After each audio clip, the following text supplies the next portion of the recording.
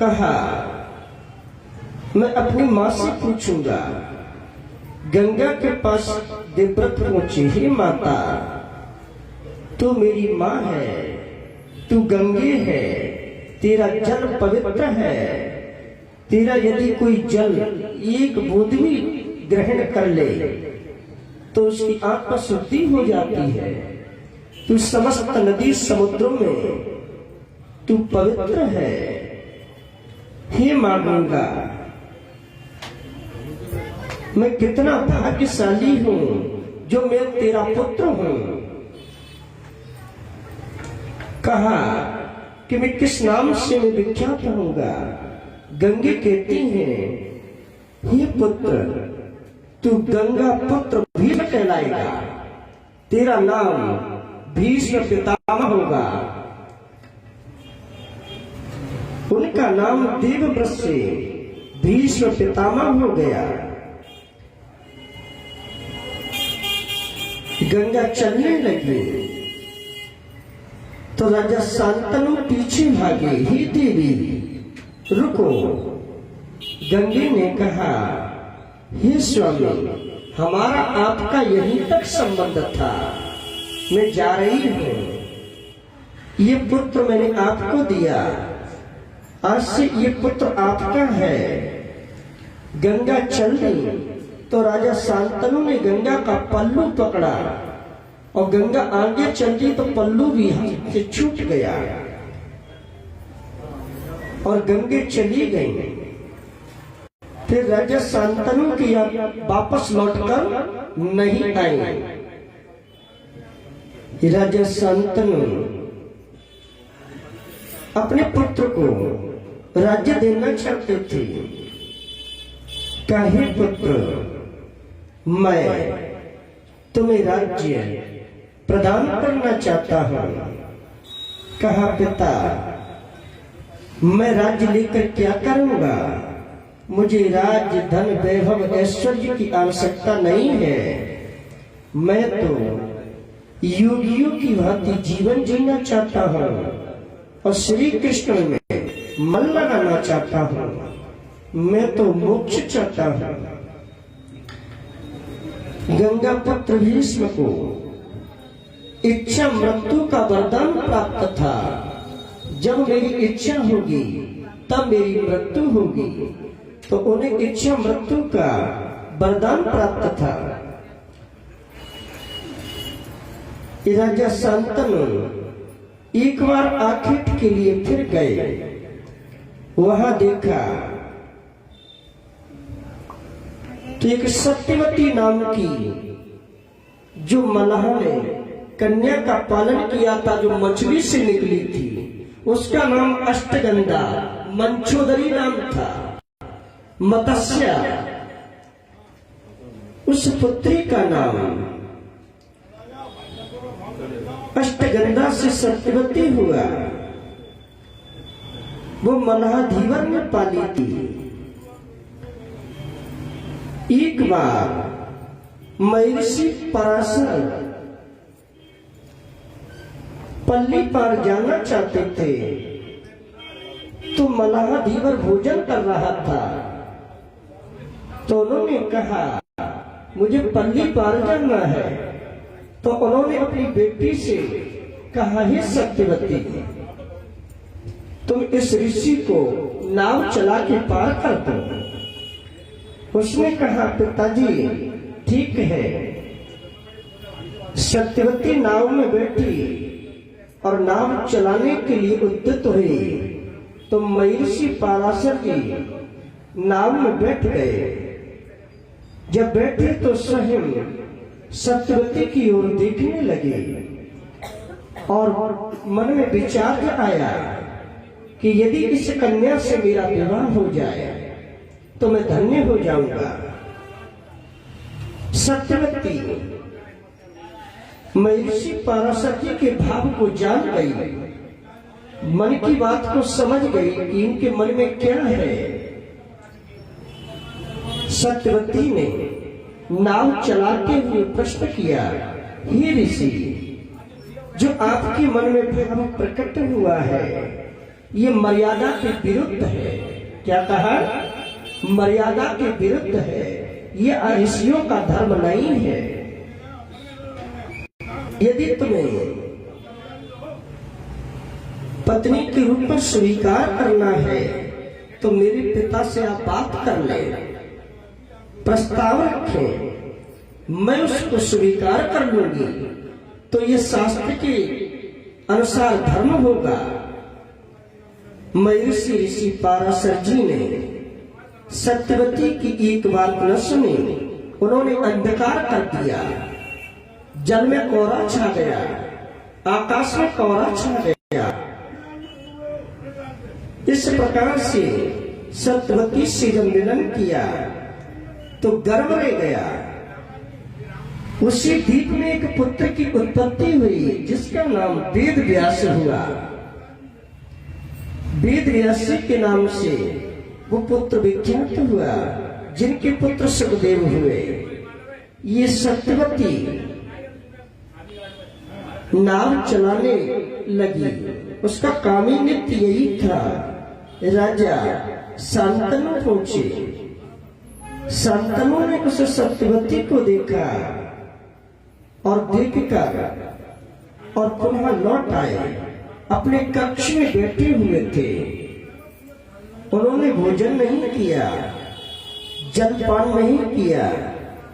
गंगा पुत्र भीष्म को पता चला कि हमारे पिता शांतनु ने भोजन नहीं किया है। कारण क्या है? गंगा पुत्र भीष्म ने कहा, हे पिता, आप उदास बैठे हुए हैं, कारण क्या है? शांतनु ने कहा, हे पुत्र, मैं अपनी व्यथा कैसे कहूं? यदि कहूंगा तो आप ये कहेंगे कि एक पिता पुत्र के सामने ये बात रख रहा है, तो क्या पिता को शर्म नहीं आती? शर्मिंदा नहीं हुआ? गंगा पुत्र भीष्म कहते हैं कि आप कहो ना। उन्होंने कहा, हे पुत्र, मैंने एक धीवर मल्लाह की कन्या देखी है, बहुत सुंदर है, अधिक सुंदर है, गुण सुंदर है, रूप सुंदर है। मैं उसके साथ विवाह करना चाहता हूँ, क्योंकि मुझे गंगा छोड़कर चली गई है। अब मेरा गंगा के बिना मन नहीं लगता। गंगा पुत्र कहते हैं, भीष्म, हे पिता, यदि आपकी इच्छा है विवाह करने की तो आप विवाह कर लीजिए। मैं प्रतिज्ञा करता हूँ, यहाँ प्रतिज्ञा की है। कहा, हे पिता, ये गंगा पुत्र भीष्म प्रतिज्ञा करता है कि मैं जीते जी विवाह नहीं करूंगा, और जो भी सत्यवती के पुत्र होगा वही उत्तराधिकारी होगा। इस प्रकार से गंगा पुत्र भीष्म ने प्रतिज्ञा कर ली। जो भी प्रतिज्ञा करते हैं वो अटल होती है।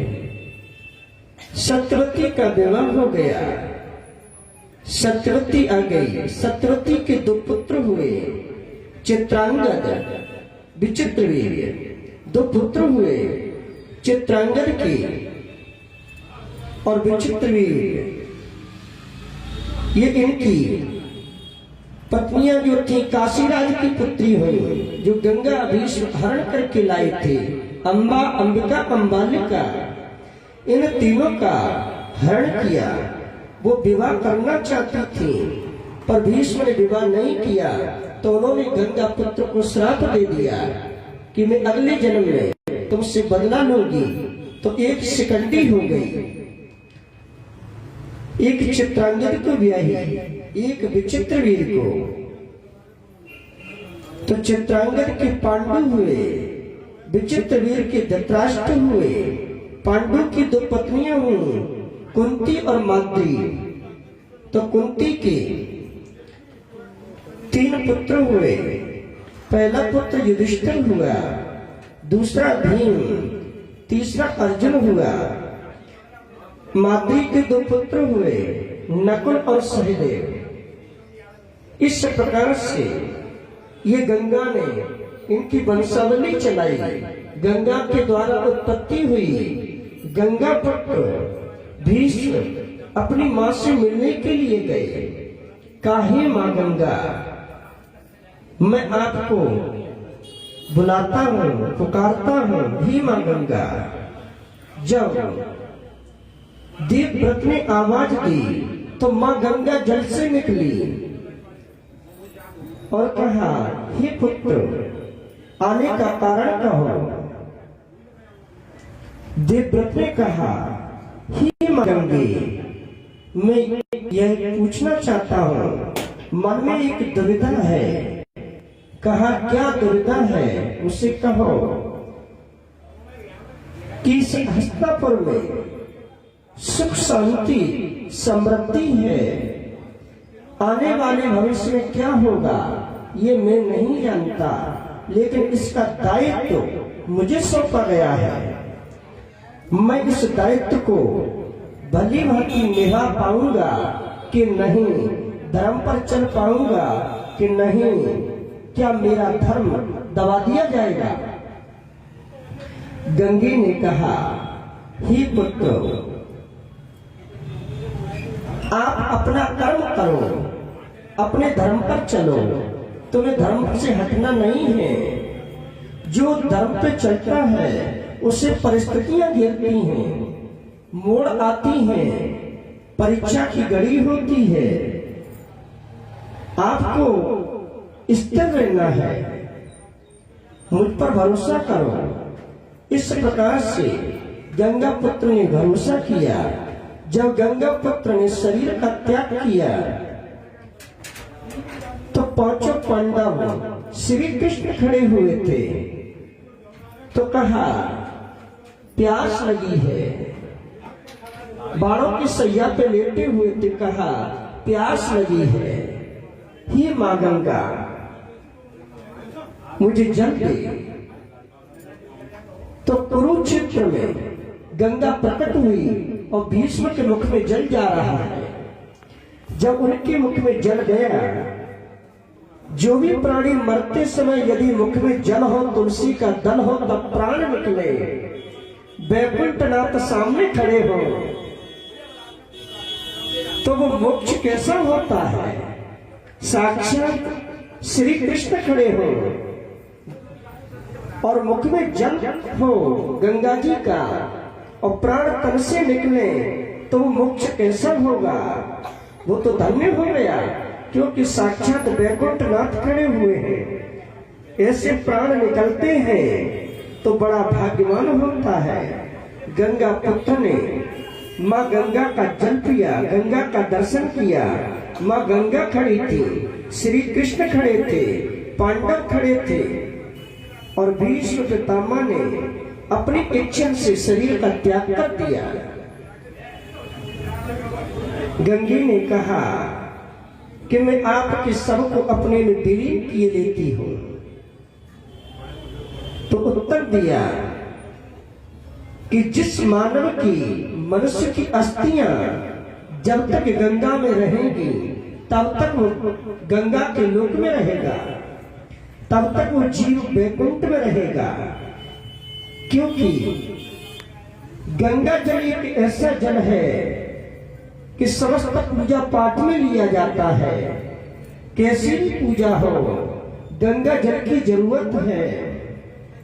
मोक्ष में भी गंगा जल की जरूरत है। गंगा के बिना उद्धार नहीं है। इसीलिए गंगा में अस्थियां डाली जाती हैं। जब तक ये रहेगी तब तक जीव वैकुंठ में रहता है। राजा परीक्षित की अस्थियां गंगा में प्रवाहित की गई थी। उनकी अस्थियों को प्रवाहित किया, तो जब तक परीक्षित की अस्थियां गंगा में रहीं तब तक कुल में वृद्धि हुई और कुल को यश प्राप्त हुआ। और गंगा ने आके परीक्षित को आशीर्वाद दिया, हे परीक्षित, आपके कुल में ऐसे प्रतापी धर्मनिष्ठ राजा होते रहेंगे। आपका वंश धन्य है।